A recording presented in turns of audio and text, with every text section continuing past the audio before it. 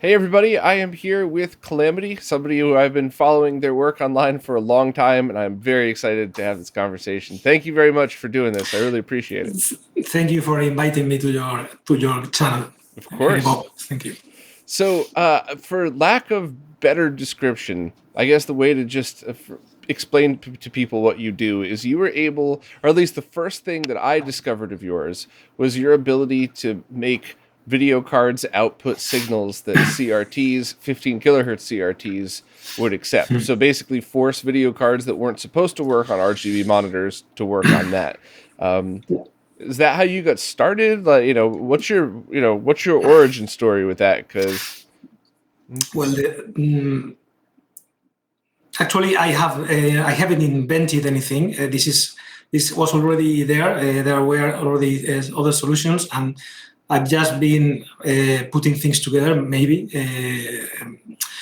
the beginning of all was because at the time we were using the arcade VGA.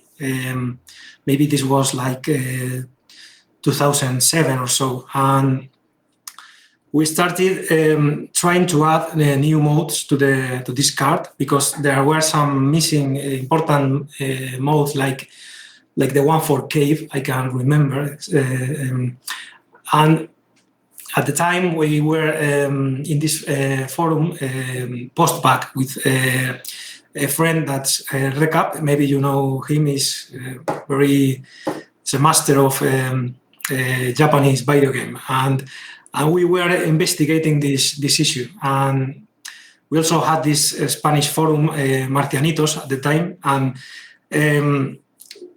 in there we were meeting different people. There was one guy that was that created this program that win mode lines. That was for me the initiation of everything, where I learned how these video timings worked, and I started, as I said, trying to add modes for the arcade VGA. So at the time there was also this soft 15 kilohertz that was already there working, made by Sailor Sat. Mm-hmm. And so there were other solutions, also Power Strip. But I'd say that my contribution maybe was making this model line generation method. That was because it was thought that it was impossible to do that in an algorithmic way that was flexible enough. And that was the beginning. And I also started to try to make more video cards with support for 15 kilohertz, and I started. That was the beginning of things, mainly, I think. So you're definitely being a little humble about this, because I started RetroRGB around 2012. And maybe a year after that, or about the same time, I had a Mortal Kombat arcade machine, and I put a PC in it. And at first I used an arcade VGA, but then I also used it as a test platform. And even then, everywhere I got information on how to do that, you were the one providing the information on these forums, posting them. So you might not have been the person to write soft 15 kilohertz, but I wouldn't have known about it if it wasn't for you. So yeah, you've definitely been at the helm of this stuff with those other people that you mentioned for quite a long time now. But that was a process of adoption, because if you when you read the forums now about CRT and driver, they say it's very complicated, okay, very complicated solution. Again, I may agree to some extent, but at the time it was easier than the other solutions, I believe. And that is why slowly it started to get adopted in the arcade forum, build your own arcade controls. That was when we went to that forum and people started, because we had been already developing this in the Spanish forums for maybe 2-3 years. And then we moved to the to the arcade controls forum, and then it became available to more people. At the time, this friend Bess contacted Chris Kennedy that he was making one script in Perl at the time for that was the region of SwitchRes, this project. He was at the beginning it was one script in Perl, and he contacted this guy in the forum because at the same time I was doing with him. We were trying to create one Linux distribution, very preliminary, that used my mode line methods. And this other Chris Kennedy was trying to automate it in another way. So we joined forces. This was in 2010, I think. And then it became more known because at the beginning, it only was known in the Spanish forums. Then we moved there, and that is when it started to become popular, I think. Mm-hmm. I think the other reason this work is starting to get even more important than it already was is because of the lack of hardware available, and the lack of hardware versus the amount of people who are interested. So when I first signed up for those forums and I first started doing this, it hadn't become as popular as it is now. So really an easy way to go about doing it was grab an arcade VGA and then, kind of start from there and then see where you're going. But now that there's so many more people who are into this stuff that want to do it, you can't really get the arcade VGA cards anymore, but you can get a whole bunch of other things that are compatible. And that's where this starts to really get even more important. And then you throw in the custom mode lines. So things like Groovy MAME and now Groovy Arcade can start each game in their original resolution and timings. That's when it starts to become a huge difference for people playing on CRTs. Well, of course, the possibility to use different cards was important, but also at the beginning, soft 15 kilohertz also supported NVIDIA cards and even Matrox. I mean, the Win mode lines also. I restricted everything to AIM ATI and AIM-ND cards. That was like a decision made because I thought that cutting down the complexity was something that I needed to do because I couldn't have infinite different hardware, and also the decision of using single versions of the driver, so I could make sure that everyone was running the same software. And that was, that had the advantage that the same issues were in everyone's system. We didn't have different, like, random situations like now when you update drivers all the time to get different behavior in between. And so that was, at the beginning, the feeling when this became popular was that people that have used other solutions and switched it to this, if you get in the forum and go to the old messages, you can read messages of people saying, "Finally, this is working. It just works." Before I'm back to the hobby because before it was, and that was like the exciting days that finally there was something that was half automatic, not because this has never been fully automatic.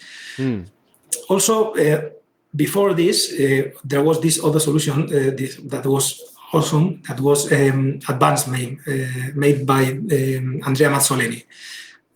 That was an incredible project. But at the time when I went in the hobby, this project was stalled because it wasn't updated after MAME 106. And at that version, in MAME, they rework completely the video system. And this Andrea Mazzolini, he didn't update advanced MAME anymore. So I started using advanced MAME, but in short period, I wanted to update also. And this is when we studied other solutions. Yeah, so I think the progression over to Linux is something that did not make sense to me 5 years ago, and now it completely makes sense. I totally get it, because Linux is such an amazingly powerful tool if you know how to use it, but nobody really knows how to use it. You know, a lot of the experts really, you know, don't have a full, true understanding, whereas anybody that spent their life in IT who's been doing Windows knows how to manipulate it. I used to write custom embedded operating systems for each specific PC, so I would take, you know, Windows 7 embedded and cut all the pieces out to make it just do what I needed. I kind of did that with my Mortal Kombat machine. I used 7 embedded because I had all the tools for my job right there. And it was so much easier for me to make something like that. And now everything's changed. You download Groovy. Is it just Groovy Arcade is the correct name, right? Yes, Groovy Arcade. You could flash that to a USB stick. You put it on your PC and you're done. And that's it. If you could flash a Raspberry Pi, there's a little bit of configuration. You got to still put your games in and stuff like that. You know, there's still a few. But, I mean, when I first started messing with this, I'm not lying when I say the original arcade section of RetroRGB, which is mostly deleted because it's so outdated now, but that was probably 200 hours worth of work total over the course of a year or so to get it there. And I used, I mean, in the moment, I was quite proud of the solutions that I came up with, but in hindsight, compared to what's out there now, it's embarrassing. Like, oh, just copy and paste this and cross your fingers every time it boots, and you might need to, you know, to twist 2 wires together and lick them to see if the, like, you know. So, you know, it's pretty incredible, but it's not even just the ease of use. It's about when I configured that machine, it would restart each game in its original resolution, but in Windows. So there was always a limitation. There was always something going on, some kind of, you know, centering issue or screen tearing or something. So, I mean, the solution with Windows, there is one problem from a point of view is that most people that started with CRT driver that came from RetroArch, they didn't get the good experience. Okay, because RetroArch, I mean, used this another switch rest that by Alfano that was a great job, but it wasn't updating the mode lines dynamically. Now it does. Okay, now we have support in RetroArch also, but at the time it wasn't that way. And so the situation was a bit limited. The ones that were enjoying the correct experience were the ones using Groovy MAME for Windows. The thing is, Windows for this task is horrible. We have to fight the system from the ground. Everything is done against us, and we have been fighting that for years. And when you have it properly set up, I can say that maybe it's the best possible setup. They will Linux guys are going to kill me, but I still can state that the latency in Windows is lowest possible. Linux is very, very, very, very close, but maybe it's impossible to tell the difference. But Windows is still because the Windows scheduler is very good, and I mean most of the criticism about Windows are myths.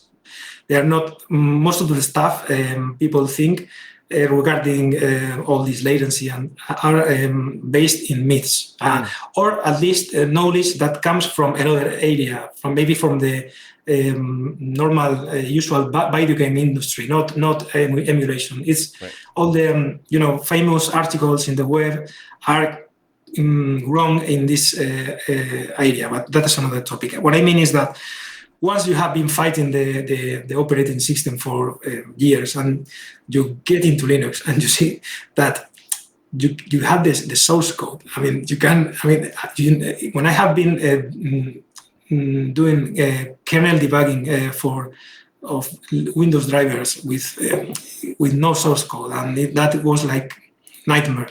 And then you have the source code. Everything is possible. I mean, that is like you start doing things in easy mode. It's like everything is possible. You just need people that wants to get involved, and we have now plenty of people, and it's growing, and that is going. That is obviously is the future. We cannot follow. We cannot go on with an operating system that is forcing you to have signature in drivers, and everything is closed. You don't have source code. That you cannot go that way anymore. It's like it's wasted energy. Yeah. A lot of the Windows myths, though, are also based on certain programs that just weren't written correctly. So, it's one of those things where when you talk about the latency issues, it's, I guess the best way to describe it for people who aren't super IT nerds like we might be, is that, how sometimes you could download a game from, Steam, and you press your button on your keyboard, or you press the button on your controller, and there's a lot more input lag than a different game. It's because of the way the game's written. It's a lot of emulators, and not even just emulation, but a lot of software. And I'm not a programmer, so this is going to sound like I sort of know what I'm talking about, but it's because of the way it's written. If you know what you're doing, you could get it done really well. But if you don't, that's when it gets super laggy. I mean that when you read these articles, they start adding stuff like they are not. Everything is confusing. They say, okay, latency is explained because you have this controller latency, you have the buffers, you have everything, and everything. That is not well explained. You simply have a lot of confusing things that add up to something that is latency. But in reality, the raw latency that you have in a modern PC is like few milliseconds. It's very, very, very. I mean, I can have in Groovy MAME, I can pull scan lines in Windows, and I can hit each scan line like 3-4 times in a normal PC. Like simply pulling the API, and that is that kind of is telling you that your thread is being awakened so often. So it's, but we have other problems that are very, very, very complicated to solve, but it's not that bad as people think. Linux is almost the same. I mean, but modern operating systems in that regard, they are similar. They are not real-time operating systems. They have this scheduling stuff. And okay. Have you seen the? I know it's a little off topic, but it's called the GILT, G-I-L-T. It's a lag testing device that you plug into your computer and you hold in front of your monitor. Ah, you have one. Ah, nice. I love it. Stuff like that is so important because this was made by Omek, a friend, and he sent it to me, and I'm so happy to own one because this has made development so much easier. Yeah. I wish I had more hours in the day. I had one of those. I had that for a while, and then I kept meaning to do a video on it, and then I gave it to my friend Arturo, who uses his computer for professional fighting game use. So he really needed it. I thought it would be great to have a video and to promote it, but Arturo needs it. So he's been saying nothing but good things. He loves it, and as you were saying, it's the perfect way to measure the whole thing. No myths, no articles. You're measuring the whole chain right with it. The thing is, it's not that easy to you have some specific. You can't guild one PlayStation. You need some software in the PlayStation or in the PC that interacts with the guild. Mm-hmm. This is what recently I made one ROM for the Genesis, so that now I can compare different emulators without any specific software. So I can put this ROM in the Mister or in RetroArch or MAME, and I can compare. That was one recently, and it's thanks to these devices. Otherwise, it wouldn't be possible. It's very, very nice. Yeah, that is pretty awesome. Now, in your latency testing, what have you seen recently with, when I say modern PCs, I don't mean a $2,000 computer with a 3090 graphics card. I just mean, an affordable modern PC from the past 5 years, maybe. What's the latency looking like on that versus original equipment? Is it getting very close, like I kind of think it is? It's getting close as long as you can use frame delay or with a very high value. That is not always possible. It depends on the emulation, the power that a certain hardware, emulated hardware requires, and that is not always possible to get like frame delay 9 or something. I haven't tested. I haven't done this guild test with run ahead in LibRetro. I cannot do that because this guild needs that there are not dropped frames. If there is one frame that's dropped or they don't come in the expected order, that is what happens with run ahead. Because they are. That is run ahead is like something incredibly smart method, and but I have this difficulty to measure it. I think it has one limitation. I haven't proved that, but I think it has one limitation compared to frame delay. But obviously, it exceeds the performance of frame delay in other situations. I think the correct method is frame delay, but obviously, run ahead allows something that frame delay can't. That is, for example, if you have one monitor that has inherent latency, you can bypass that with run ahead. You cannot do that with frame delay. Frame delay is good for a CRT.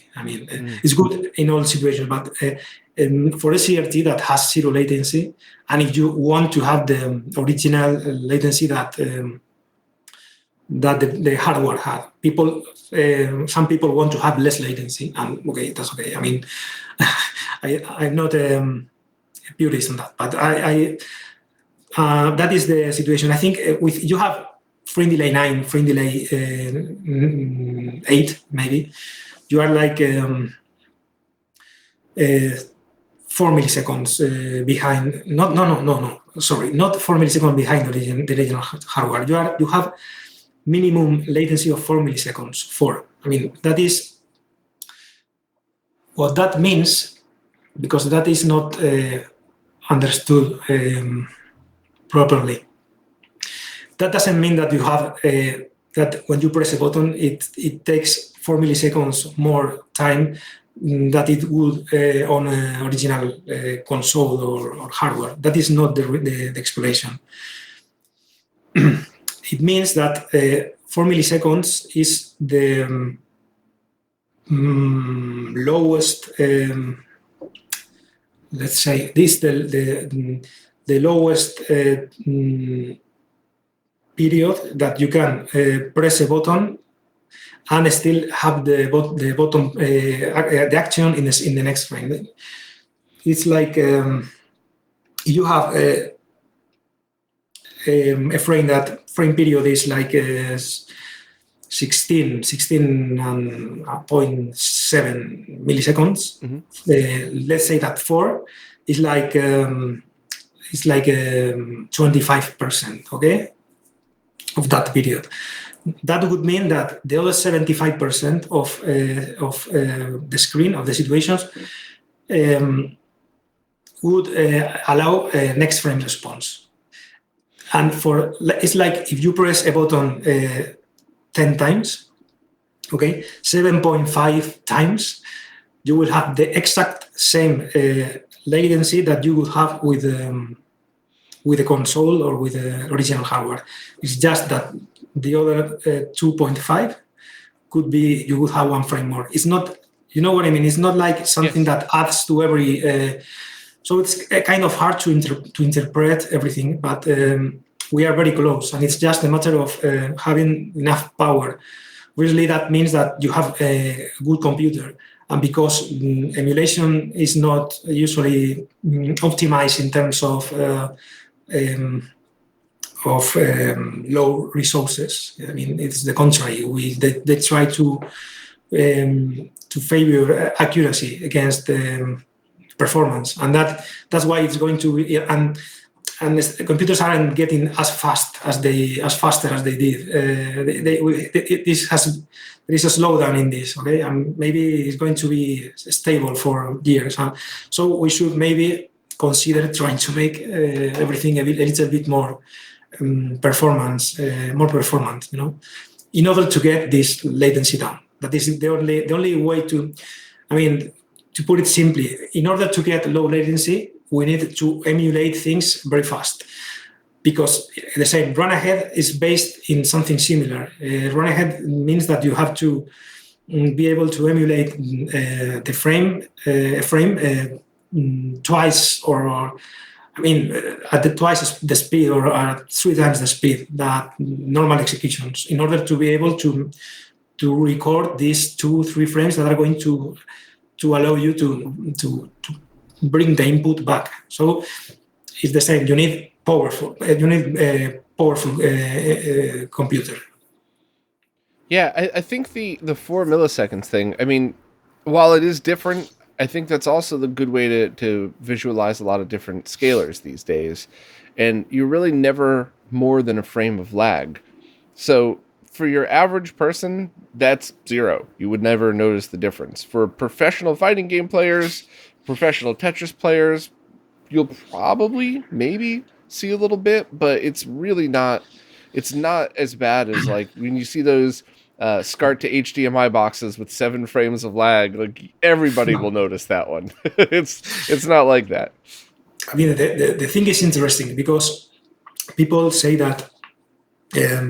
For example, with fighting games, Street Fighter, they always say that you cannot do combos as easily in MAME that you can with the real hardware. Okay, maybe it's not just a matter of latency. So there's something else in that. The good thing about the Mister is that because this Capcom Jotego cores are so good, we can finally maybe compare easily and improve we can put one side by side easily, because before you had to have a very complicated setup to do that. It's not going to be easy anyway now, but it's definitely more easy because PCBs are expensive. They are they can get easily broken, and with this maybe we can figure out what's the difference or maybe it's just another myth, but at least we will know if it's just a matter of latency or it's something more subtle, because this issue is very, very, very, very complicated. I mean, what I say is not complicated as they make it look in these articles that I meant. but it has its complication in very subtle details. I mean, emulation itself is very. I mean, you can likely have problems with the way timings are. I mean, how to explain it? The point where the emulator draws inputs is important, but there is also something important. The original hardware draws inputs at maybe scanline 242, usually during the UV blank. If you don't schedule the frame properly, maybe MAME, because some hardware in MAME is emulated in that way correctly, but some isn't. And if you don't read the inputs where they must be read, you can have one extra frame of latency, whatever you do. With frame delay, it's a matter of how the emulation is done. And that is something I'm starting to also investigate, because some of MAME hardware have this perfect, and maybe in others there could be room for improvement. And even there may be some games in MAME that have less latency than they should also. So this should be studied also. Yeah, that stuff's fascinating to me. You know, my friends at Brooklyn Video Games, they swapped out for, I think, I don't know if it was a tournament, but it was definitely preliminaries for one. And they did for King of Fighters for the Neo Geo core on the Mister. And the crew down there, the King of Fighters is huge. They love that game. They're really good at it. And nobody could tell the difference. Everybody said it's just as good. So I would love to go in there for preliminaries one time and bring, they have a couple of fast computers there. I'll bring my i9 computer and run Groovy MAME or Groovy Arcade on there and see what they think about that as well. And I'm wondering if anybody will feel a difference, because when we tested the Neo Geo mini cabinet that was just sold a couple of years ago, my friend Beast came over and he said he immediately felt the delay, but it was pretty consistent. So a couple minutes of playing, he was able to adjust, and then it was fine. It wasn't too bad. It was probably between 1 and 2 frames, maybe 1 and 3 frames.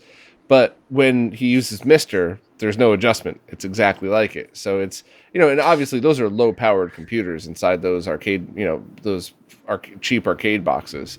So I'd really love to go back in with MAME on a good PC and see how the pro players feel. Is it an adjustment or is it really just going to work right off the bat?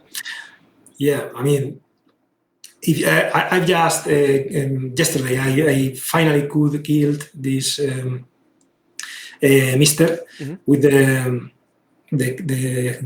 Genesis code Mega Drive, and it was like 2.5 milliseconds.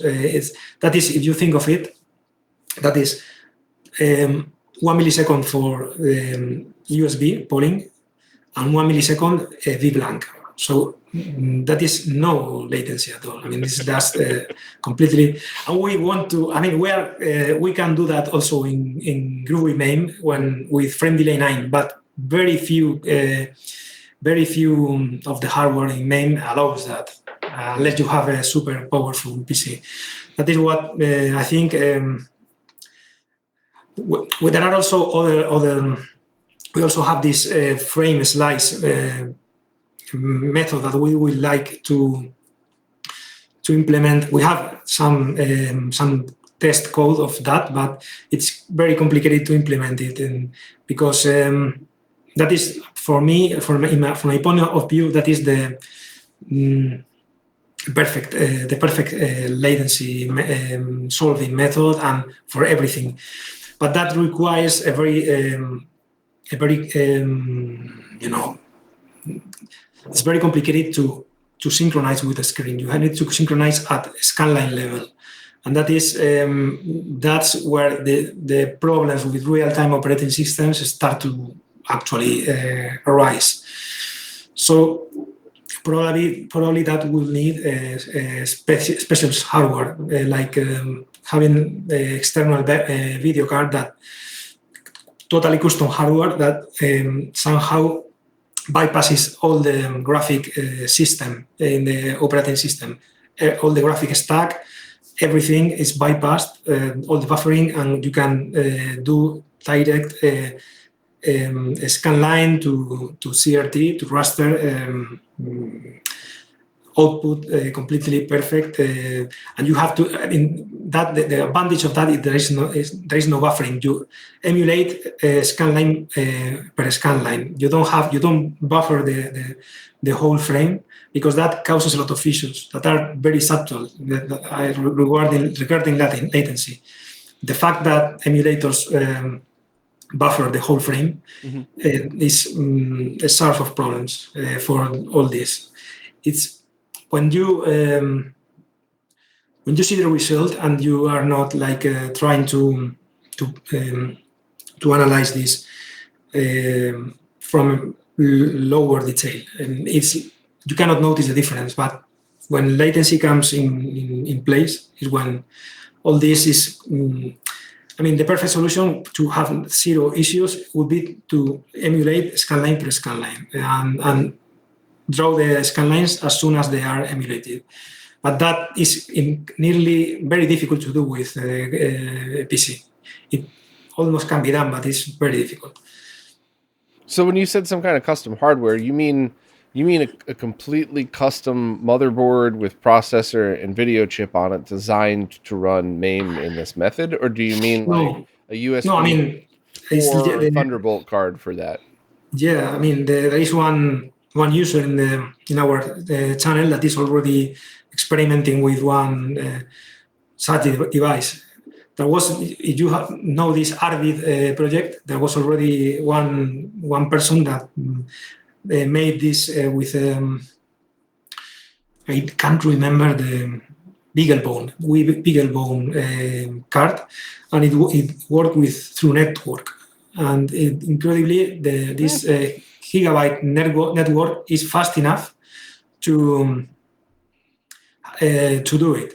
But this user in our channel is investigating maybe to do this with FPGA. So it would be like external piece of hardware that could output directly to a CRT. That would be awesome. I mean, but yeah, that is so funny. I can't tell you how many people I know on all levels, just fans saying, wouldn't it be cool if we could mix FPGA and software emulation, all the way up to experts who are going, I think I'm going to try to mix it, it's so somebody's really putting some thought into this for MAME. That would be incredible. I mean, this is not as easy. I mean, it's very complicated, but apart of doing the hardware, you need to rewrite some part of the emulators. Maybe not full rewrite, but you need to actually rewrite a lot of parts, and that is like a dream, but it's not easy. What we have now is very, very good already. I mean, yeah. But of course, we have this problem with the video cards. We don't have analog outputs anymore in cards, and even if we are confident for the future, because these these AMD cards, we have the source code for Linux, and we are going to try to keep them compatible as long as possible for low dot pixel clocks and for everything. And we also have this maybe this is like this is a dongle that is meant for Displayport. With this, we can have perfect, almost perfect. Nothing is perfect. We can have VGA output from any DP connector. Oh wow! And it's not limited to certain frequencies. And this is like we are confident that this in the future can be used for at least for AMD cards, probably for others too. But this has this Realtek chip that is like a DAC attack, maybe that is the only one that we have found that that doesn't screw the video signal. I mean, the other ones are like they have a one clock, and as long if you see one clock, they are going to do things bad because they are going to try to synchronize at odd frequencies. But these are like a more simpler solution. They take just the raw lines and convert them to analog, and this Realtek chip, and the dongles that have this, they work. I mean, and some other motherboards also have this chip inside. Some of the motherboards you see that have a VGA output, maybe meant for APUs, that these APUs no longer support analog, but you see that the motherboards do support analog, and you ask how? That's because they mount these DACs in the motherboards to make them backwards compatible with VGA monitors. Even when these manufacturers have dropped analog, but not all DACs are good for our. Yeah, so I'm well aware. I've spent quite a lot of time testing those. The ones that I've tested for HDMI sources, the brand is Lontium, and the chip that's on there, and it's very good. I haven't tested the full wide range of mode lines like you might have, but it does a very good job. It could handle 240p, and I've reached out to this company 20 different ways. I've emailed them. I've had friends call them. I mean, legitimately, friends in China pick up the phone and call their office. I've tried, emailing from a friend from a bigger company, emailed them so they see their email address and think, and they never respond. I think they're just one of those companies where if you don't order 100,000 at a time, they don't want to talk to you. So it's, that's one I wanted. But Realtek, I used to have a contact at Realtek in Taiwan. Well, I don't know. I'm sure they're long gone, but it would be nice to be able to get the full data sheet and have access to that. Yeah, so we can just make our own converters. It's not expensive. It's a very normal chip, but they have two versions. I think it's 266. I can't give you the exact figure, but they have like two versions, and recently OMEC found there is one cheaper equivalent to this one. The thing is that you cannot know in advance if the dongle you buy from Amazon has the right chip, because this is not advertised. Some people has bought this cable Decon brand, and it had the wrong one. So it's like a matter of luck. But at least we can be confident that this is going to be possible in the future. If we have these DACs that allow this, because the HDMI has a problem for this, because by design it has one minimum pixel clock of 25 megahertz. Mm-hmm. That I think that it was in order to allow interlaced like 480 interlaced. They made some trick of pixel doubling, so they can convert 25 megahertz in 12.5. I think that is but that is a limitation. So you can use super resolutions, you can use stuff, but it's not going to go under that dot clock. But on the other hand, the DisplayPort doesn't have this problem. It's like a perfect connection. It's open source, I think. The DisplayPort is not like the HDMI has some license, I think. And it's I think we should try to focus on supporting this connector in the future, if as a last resort, because we don't have analog anymore.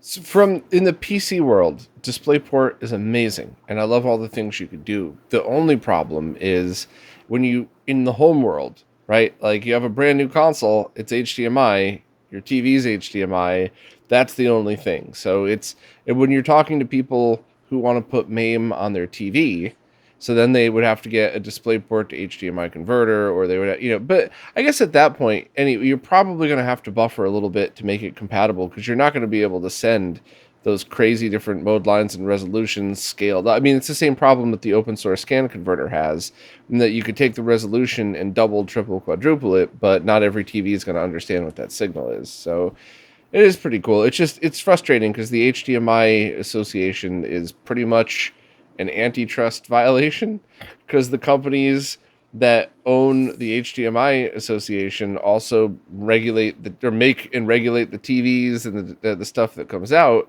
So it's kind of interesting to see, but yeah, I'm a big fan of DisplayPort, and I didn't realize it went that deep with how much you're able to adjust it. But we are just experimenting at the moment because we are experimenting with these APUs that have these small boxes that you have VGA, is ASRock boxes. We are experimenting with that. We have good results with that, but we would like to have one future-proof solution, and probably this DisplayPort is the most, at least until we have another hardware solution like the one we are saying. At that point, maybe we don't need anything else. But yeah, I think DisplayPort's good. I'd like to, afterwards I'll get the model number of that chip, because I think what would really make it easiest is if we're able to have community-built equipment where we use that chip to go from DisplayPort to SCART, or DisplayPort to component video, or even DisplayPort to S-video and composite video, because I know a lot of people who have beautiful RGB monitors, but sometimes they just want to have a party and play on a giant 36-inch, CRT that only has composite. So yeah, we could do all that. The only problem is you need the data sheet of the chip. And that's the problem with Lantium, is that if I want to buy one right now, I could buy one chip, I could buy 1,000, 10,000, but you ask them for the documentation, and they're like, I don't know, ask the vendor. I mean, that's what they've said 4 or 5 times to me. Like, I don't know. The company that makes it says, go ask somebody else. So that's the issue. As long as we get the data sheet, we can have the hardware side done to work with the software, but I think that would be cool, and I think that would be a perfect solution for the future for retro gaming, is just having community-built stuff that we could just buy to use with any DisplayPort device. Yeah, I think this is, at least because I want to have hope in the future that we are going to be able to keep the hobby going. And we are. I didn't expect that we would be having support as far as this year, 10 years ago. But I would like to keep everything going. And now we have this community is very strong with Groovy Arcade. Substring is doing great job with maintaining this Linux distribution with all the different. I mean, he's made great work with supporting the KMS, this mode switching in kernel mode switching in Linux, and this is also future-proof because we were afraid that X Windows, X11 in Linux, I mean, this is like, we don't know how long it's going to be around, and because everything we were doing in Linux was based in X mode lines, X11 mode lines, and Wayland, this new system for Windows in Linux, is not going to support any of this mode switching at all. We were like going to hit a wall in the near future. And the good thing is that credits are for Substring that has managed to get this support also for KMS. That is completely independent from X11. So we don't need any desktop environment to run Groovy MAME or anything with mode switching. I mean, the foundations of this was already in the emulators, in RetroArch, in MAME itself, because it uses SDL, and SDL already had this KMS support, but we couldn't benefit from it because we weren't able to do dynamic mode switching. This is important because it's usually it's not well understood that it's not a matter of being able to output just a custom video, but it's also to do it at any time, at any point, that being able to create new timings in game. That is the complication of all of this, because the operating systems are not expecting that you add new modes after they have initialized the hardware. Okay, that is not what they expect. Neither the APIs of the graphic APIs, they don't expect that you are going to have new modes added. And that is something that needs some hacking, patching, in order to work. So, as I understand it, not being a Linux expert, but up until recently, in order to start a game, and I just let me pause for 1 second, please, and just say that I am a huge fan of MAME, and I appreciate so much of the stuff that they've done on the console side, but it's the arcade side that I'm obsessed with. I think is just ridiculously amazing, and that's almost always the focus of my talk. Not because I don't think the other stuff is good, it's just because, here's something that's awesome, and here's something that's holy shit amazing. So, on the MAME side of things, when you booted a game using anything like this, or using even any of the Raspberry Pi stuff, it would have to technically reboot Linux into the new resolution, timings, and everything else. And so if you had a game that had multiple resolutions inside, which was very common back in the day because on consoles, because resolutions didn't matter on CRTs, that would really trip things up because there's multiple resolutions in a game. I don't know how many arcade games would do that, but it's still, what's the most common scenario that you could think of from just an arcade user where you would need to change timings without rebooting like that into the game? Well, the thing is, there are some games, especially Sega games, some games based in PSX systems, and I mean, some games like Tekken, those games are constantly switching modes. Those are arcade games. You have other ones, Hero Fighters. Those games switch resolutions, and they are not so common. Like in for example, you think of the Mega Drive. In there, you have constant mode switching, and that's also because Sega hardware also in arcade Sega's hardware also does the same. But the thing is, the important thing to understand is that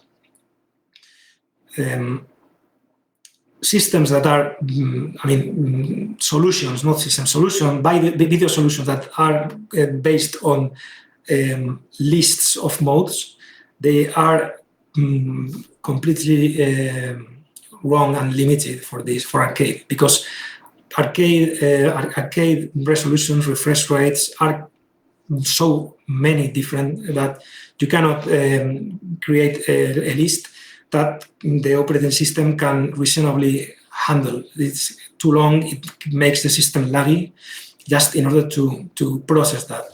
So what we did in Windows was to create a table of dummy modes, because while you have a lot of different timings, the resolutions are not so many. They are more or less, they're like a few ones, more or less. So the idea was that you could have one dummy resolution, so you could modify the refresh and the timings on real time.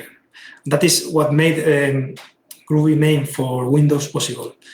Now in Linux, we have the more flexibility, so we don't need to do that. But can create the modes at any point that we want. The problem with, as you said, that this was in Linux, in the Raspberry Pi, that you needed to reboot.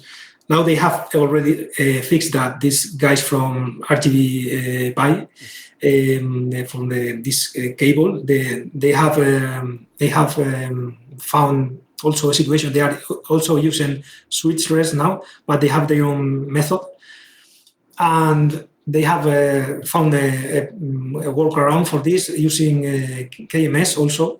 So everything is coming together to the same direction, and it's very exciting that we are improving the quality of, at least from the user point of view. I mean, MAME devs would say that we are not improving emulation, but of course they are the ones that do a great job finding, because you cannot imagine, maybe you can, but many people can't imagine how difficult the actual emulation is. I mean, this is incredibly difficult. It's something that is very complicated. Very few people can do that. And we are just like making this more, I think that aesthetically acceptable for people.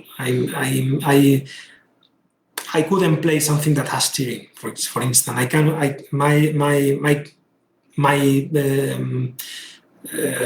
The illusion, I mean, for me, the magic is completely lost. If I have video problems, steering, audio crackling, that is, for me, it kills the experience. And I think that this is, I mean, the reason that even the Pi is doing things properly in this regard, for me, is a great success of the emulation scene, because in the past we have had so terrible solutions out there. Where there are still many, but I think that this is very, very good news that this is happening. Yeah, I agree completely. And it's funny too, because I've worked in technology my whole life. I got my first corporate job when I was 19, and I didn't even know it until recently, but my role has really always been to be the middleman, same as I do with RetroRGB, to talk to all of the different devs. And I can't tell you how many times in my life I've had this same conversation where it's, the very smart, grumpy dev can't understand why somebody else is doing something to their, just leave it alone, it's fine. But when you put all of these pieces together and all of these people working together, you get some amazing things that come out of it. So it's funny. I've been trying to keep up with all of this stuff. There's not enough hours in the day, but I've seen the new Raspberry Pi images out. I have a Pi 4, and I have the images sitting right on my desktop that I haven't even flashed yet. There's a couple more MAME devs I would like to interview as well. And I'll get to all of it eventually, but it's just everybody that comes together to make this thing a whole is the end result. The one thing that does absolutely crack me up, I don't know what side of the fence you're on for this one, but there's a lot of people that say, like, a good GUI is stupid. You don't need a good interface. You just play the games. And it's just, that part really cracks me up too, because when you get too flashy, it's confusing. But a basic interface where you could just load something up, like Groovy Arcade. You put your games in, you select your game, you go. The very basics of that are so important. And a lot of these solutions over the years, I mean, that's why like Emulation Station did so well on the Pi, because up until then, I mean, you remember what MAME emulation was like 10 years ago. If you just had MAME without a launcher, you were manually typing everything into a command prompt. So you tell somebody who loves games, who's not a DOS expert, 10 years ago, now it's Linux, but oh yeah, just run this command. And if you have your favorite games, create a batch file to script it. They're going to, what are you talking about? Like, so I mean, there are some guys in the arcade controls forum that they get mad when I ask them to type one command, but not in the way that you would say, okay, that is something that I can, that I have no experience with command line. Okay, I understand that. It's like it's like you wanted to oppress them because you you wanted to make them feel like like I can't explain it, but it's like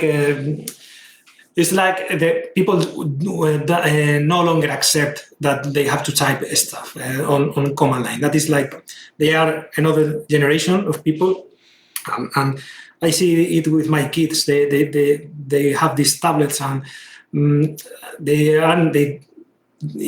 don't even think that a computer is something that you can program. I mean, when we started with all this, you had these magazines that you had lists of code that you had to type, and your relation with the computer was something you from day one you knew that you could program the computer. That was the situation. Now it's really hard if you want to get started with programming. You have more information than ever, but it's more complicated, I think, because there are more layers of in between. I think, I don't know. Yeah. But yeah. the thing is that you said something that is important. The interface. I mean, the external, but also, I mean, I come from my background is I come from I'm architect. I come from one aesthetics background, and for me, my approximation to video games is like something from the aesthetics, And for me, it's I mean, they are like pieces of not art, but like something like how would I say? They are like a distillate of the 80s and 90s, the Cold War, all the things that are in there, the CRTs. That is something that has some atmosphere around, and the moment you put it on an LCD and you have this tearing and you don't have the proper refresh. I mean, for me, it's completely killing the experience. I know that some people just say it is a game. I want to play the game, and for me, it's funny. I don't mind about all of that. But for me, it's like if I have these problems on the screen, it's like these two. It breaks the experience completely. It's I prefer not doing that. I prefer to go to the street and run or whatever, but not to be in front of a screen that has these issues. I mean, no. So for you and I who grew up with these things, we see the same differences that somebody born 20 years ago would see, but we describe it different. And I think a big problem is that if you just show people pictures of stuff, it's really hard to get the difference. There's one person on Twitter that's doing a great job these days. They started out doing an okay job, now they're doing a really good job comparing CRTs to just screenshots. But the problem, even as good as those pictures have gotten, you need to see it in person, because a CRT is a beam of light drawing an image on the back of an etched piece of glass, one line at a time. So your vision, your persistence of vision is what's holding it there. But when you're looking at that glass, you're actually looking through. So all of the space between, what we call scan lines now, what you and I know, and all the other nerds know that the images is actually the scan lines, but the black space in between, you're looking through that. So not only do you have the etching on the back of the CRT giving a false sense of more resolution, because the mask cuts through the low graphics, but the space between you're looking through. So when you take that image that feels so detailed and you just stick it on a flat panel without proper scaling, and you get the screen tearing and you get all this weird stuff, it looks terrible. And you don't have to grow up with it to see the differences. How they would describe it versus we describe it's different. But so yeah, it's really, anybody that really wants to experience these things the same way they always were, need to take the time to do stuff like this. And it's exactly like cars, right? You could watch a video on old muscle cars, and then you could get into your brand new electric car, which is probably 10 times faster, but it's not the same. It's not the same. You get in that car, you got to pump the gas 3 times to prime it. You turn the key and the whole car shakes. It's not the same. And it's the Not the same with same. It's not the electronics. same. It's not the same. I mean, the thing is that these filters, CRT filters, they are getting great, very great in replicating a photography of a CRT, Yes. but not a CRT in movement. For that, you need a lot of different factors. You need a lot of brightness that you can have now with any of the modern screens. I mean, they have objectively they have more brightness, but they cannot do it through a mask, or they cannot do it like a strobing, like a CRT. They have to be static to get that brightness. So that is a problem. I mean, I can't add any more information about this because it's well known. It's everywhere in the internet. I'm not adding anything, but for me, it's just wanted to comment that because it's like the actual physical reality of the CRTs, the fact that they are glass with electron gun and they have magnets. They are real things. I mean, they have one. That's something that the day that they are finally lost, we will miss some important part of our history, because I mean, this is the point that is usually lost in the preservation topic. I mean, everyone wants to preserve even the most stupid machine. I don't know, but not even video games. I mean, but the actual for me, the actual device was the CRT. Yeah, I mean, obviously it's important to me. So. I mean, what came to the dining room of people first was the CRT, was the TV, and the Atari and everything came as a peripheral for the CRT. It wasn't, but nowadays way of thinking is that you have the video game, that the PlayStation, you have the computer, and the screen is the peripheral, and that is the opposite thing. Yeah, I want to reivindicate this point of view, because otherwise our work is not correctly understood. Yeah, that's a very good way to put it. I'm gonna steal that from you. That's a really great thing. You're allowed. The work that you all put into this could never truly be understood unless you really understand CRTs and why they're important, or maybe they're not important to you, and that's fine too. But people have to understand that they are an important part of history. So that's my work that you do, and that your team does, and everybody you work with over the past 14 years now or something like that. It's however 15, whatever long since you started. I started with this in 2007 exactly. Yeah, I don't know, 15 years. 15.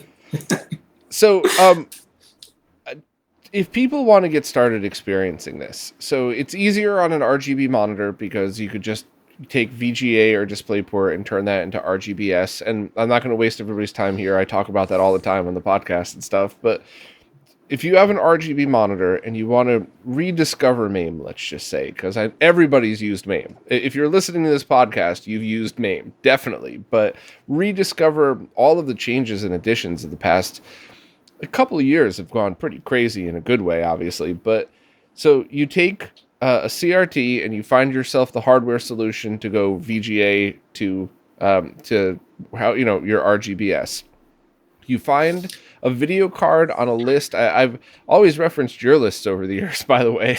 But you find a video card on your list that is compatible with the ability to use Groovy Arcade and send 15 kilohertz, correct? Yes, to make things easier for people, for new people, I would recommend to buy one of these entry segment cards from the 600 generation, like the 6450 AMD card that has one VGA output or something like that. Those are completely going to work. I mean, there are no problems, and you just find them like for $10 or so. Yeah, I want to make sure everybody's clear about that. The cards that we're talking about are like, I see them on eBay ranging between $10 and $60 depending on features and which ones. But I mean, generally speaking, $30 is probably today a good price to expect for that. So we're not talking about $1,000 solutions. We're talking about very affordable, but they're all PCI Express, right? There's no USB solution yet. There's no Thunderbolt solution unless you do it yourself, obviously. No, I don't think so. I think you have to buy one of these cards because there are other solutions. We have these APUs that some of them work, but it's kind of matter of luck. Okay, and if you don't want, because even people get frustrated, but because these setups are complicated. I do have problems. I've been doing this for 15 years, and each time I build a new thing, there are some things that fail because there are a lot of little things in the chain, and just one of them fails. And when you have some experience with this, that you have plenty of CRTs, you have different cables, you can try different. I mean, if it is failing, okay, well, you can try with another CRT and you discard the CRT or you discard the connector. But when you start with it, you have one of each things. And if one of them fails, you are dead. And that is why it's complicated. But once you have made it, it's not that hard. I mean, it takes like 1 hour to get things. I would say less, but if you just download Groovy Arcade and you have one PC with a hard drive available to install it, one compatible video card, it's going to be very easy to get it going, provided you have the correct cable and the CRT. I mean, in Europe we have SCART, so it's much easier. But you have sorted out this the connection to get RGBs. Then the PC part is, you have some experience with building PCs, and it's not complicated. I would buy, as I said, one cheap card that has analog output, and then when you have experience, maybe you can get with more modern cards. Because my aim with this was that modern cards could be supported, because I didn't want people to have to use two GPUs like NVIDIA and AMD because that makes things, I think, more complicated. Mm-hmm. But the most powerful cards more often don't have analog ports anymore. So we have also some supported cards that are more powerful, but I would try first with one of these simple cards with just two outputs. That makes, because the more outputs a card has, the most probable is that you send the output through the wrong one. So it's maybe you have to make things easier for you, I think. So on the PC side of things, I would say that any PC in the past 10 years would definitely run MAME. But what do you think is a good middle ground? So obviously, in a perfect world, you're just the fastest PC, so you never have to worry. But, if somebody gets a 2012 i7, that's probably going to do a decent job. But what about like an i5 from a few years ago? Is it generally, modern processors are doing pretty well with that? Most of them are going to do a good job. I mean, something like 5 years ago, the most important, as you know, is the single core performance.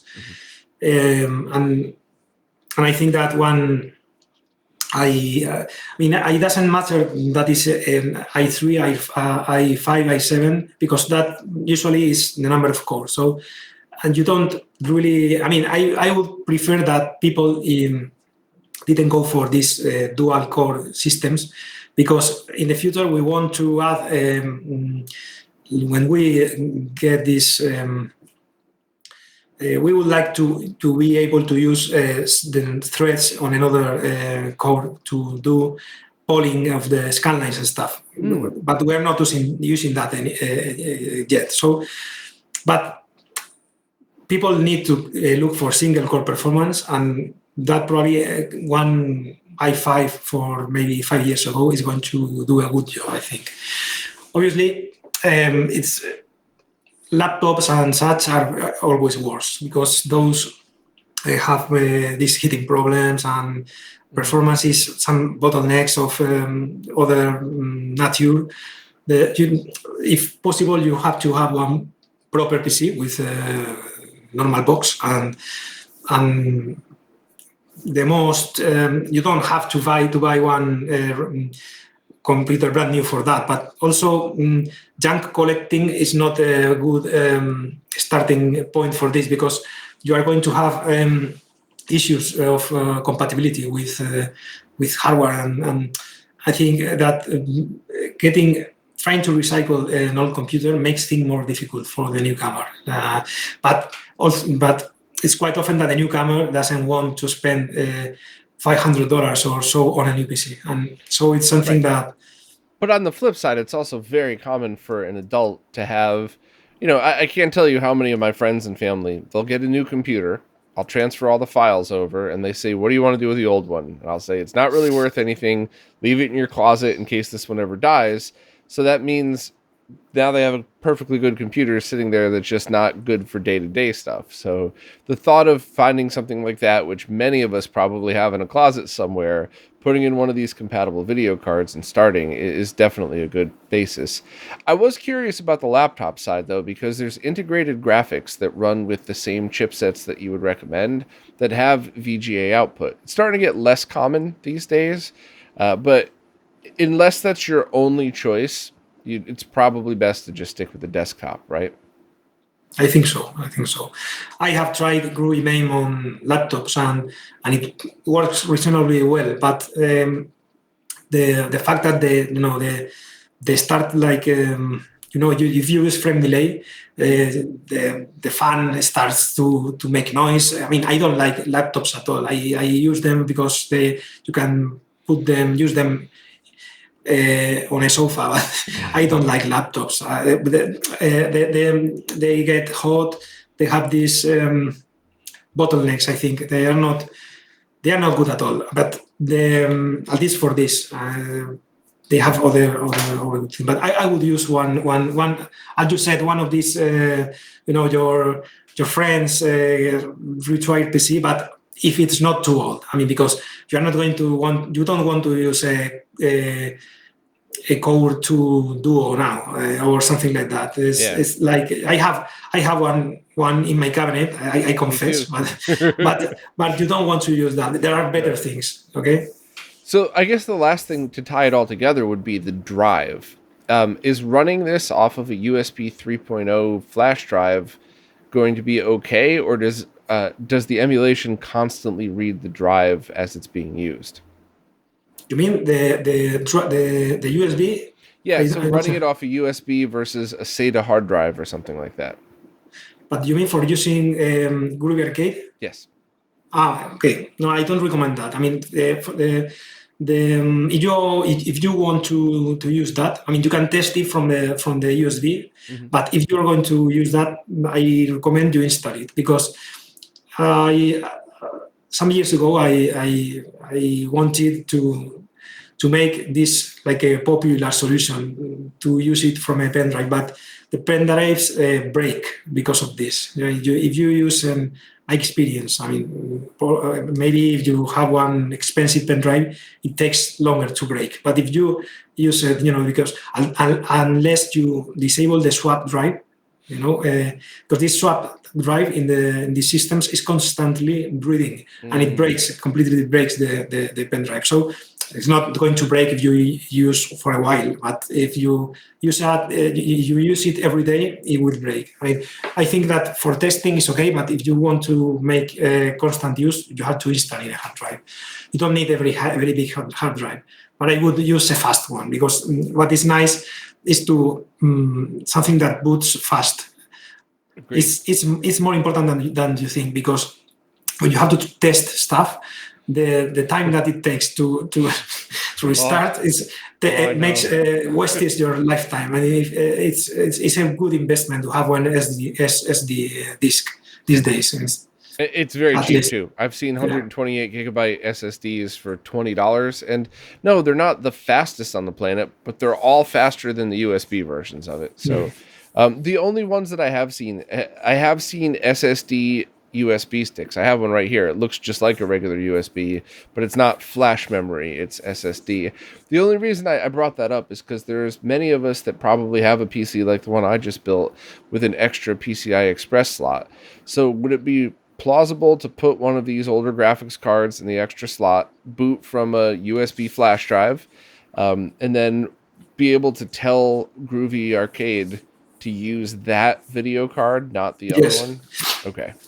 It is possible, but maybe it doesn't work out of the box, because this Groovy Arcade has one script when it starts that tries to automatically find the correct output, because it cannot be known for sure where it has to send the video. You have two cards. It's more complicated to get that working. Maybe some people have done it, but maybe you would need some manual tweaking. But it can be done. It can even be done that I think some user has achieved it. To use NVIDIA GPU and AMD and make them work together.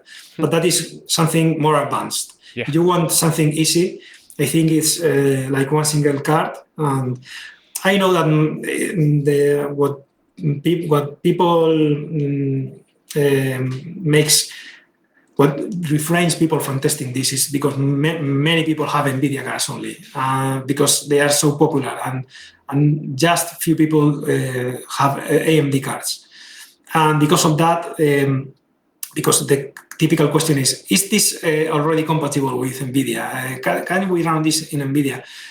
Indeed, you can. I mean, because these Nouveau drivers are partly supported, because this all the APIs that we use now are common to Intel and common to NVIDIA. So in theory, it could be used also, but these drivers have compatibility issues with low dot clocks and sometimes interlace. So it's not my advice is that unless you know what you're doing, I mean, you shouldn't use anything for starting that is not AMD, because it's much easier. Yeah, I'm smiling because the very first conversation you and I had 10 years ago on a forum was this. I was trying to use Intel integrated graphics, and you had helped me try to figure out to see if maybe I could get it to work. But you had said, it would be much easier if you just used the AMD card and everything else. So that's pretty funny. It's a good piece of advice. It's But when one starts, you want to use what you have available, and it's something that the fact that you have to buy something just in order to try it puts you off. I mean, it's understandable. Well, I feel like there's two types of people that would be interested in this. There's the type of person that says, no, I want to use what I have. It's a challenge and it's exciting and I enjoy it. And there's another person that says, I just worked 10 hours and I want to play some video games. So let me order this card off of eBay. Let me take my mother-in-law's old computer. Let me take this adapter and I'm going to make it work in an hour and a half. So, I mean, the person that actually wants to experiment and to try with Intel, or I would advise that they do, because they can provide us information. The problem is if you don't want to experiment, you try what you have and you after go to a forum and cry because it doesn't work. I mean, it's not recommended. We recommend AMD because it's what we test actually. And other solutions may work. I mean, I have successfully made my Intel integrated card working perfectly, but not perfectly. I mean, you can get 15 kilohertz, but then you have tearing issues. Why you have tearing? I don't know exactly. I have investigated. Maybe it was the X drivers. I don't know, but the support isn't good. I mean, the only company that has employees full-time working for open source drivers is AMD. So you have to support that. I mean, they cannot, because NVIDIA is cool, because, I support AMD because they are working on open source. So they make my life easier. And I think that that is what we should, support. Makes sense. So this was awesome. I enjoyed the hell out of this. You've inspired me to take. I have a PC over there. I've been using for other things. I have one of those graphics cards that's compatible. I'm going to turn this into it. I'll probably do a live stream next week just for fun. But yeah, this is great. I've been wanting to reach out to you for a long time to do this. I appreciate the time, and I would definitely like to do it again in the future. Maybe when the next release comes out or something, we could do a live stream together, because this is MAME is so important, and everybody that supports it in any way to help all of the other pieces come together. It's what makes it usable, right? It's just, we all need each other to help with this stuff. And I love the MAME devs. I love people like you and the people you work with who make all the other pieces work together. And, I try to sing it praise and introduce it to other people. So this is cool. You make a great job with your channel. Thank you. Really, I like it. Thank you very much. So I really appreciate your time. I will leave links to where everybody could find your work and all the stuff that we talked about. And hopefully we could do this again. Thank you.